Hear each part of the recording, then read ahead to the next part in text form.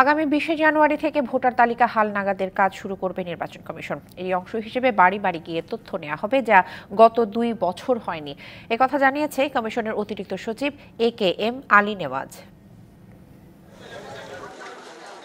প্রতি বছর 2রা জানুয়ারি আগের বছরের হালনাগাদ ভোটার তালিকার খসড়া প্রকাশ করা হয়। চূড়ান্ত তালিকা দেওয়া হয় 3রা মার্চ। তবে এবছর বাড়ি বাড়ি গিয়ে ভোটারদের তথ্য সংগ্রহ করা হয়নি। 2025 সালের জানুয়ারি মাসের দ্বিতীয়ার্ধে এই কার্যক্রম শুরু করবে নির্বাচন কমিশন। এজন্য 5 জানুয়ারির মধ্যে শেষ করা হবে প্রশিক্ষকদের প্রশিক্ষণ। জানুয়ারি মাসের 5 তারিখের ভিতরে আমরা এই সংক্রান্ত ট্রেনিং অফ ট্রেনার অর্থাৎ প্রশিক্ষণার্থীদের প্রশিক্ষণটা আমরা শুরু করতে পারবো। 25 বছরের ওয়ারেন্টিযুক্ত দীর্ঘস্থায়ী দরজা প্রোটেক্টর, আধুনিক ও মজবুত দরজা।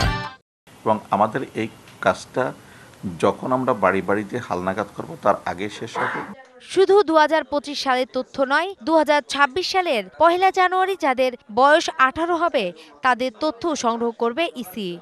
আগামী 2রা মার্চ থেকে আমাদের ভোটার তালিকা হালনাগাদের কার্যক্রম শুরু হচ্ছে। 2025 সালের জানুয়ারি মাসের দ্বিতীয়ার্ধে এই কাজটি শুরু করতে পারবো।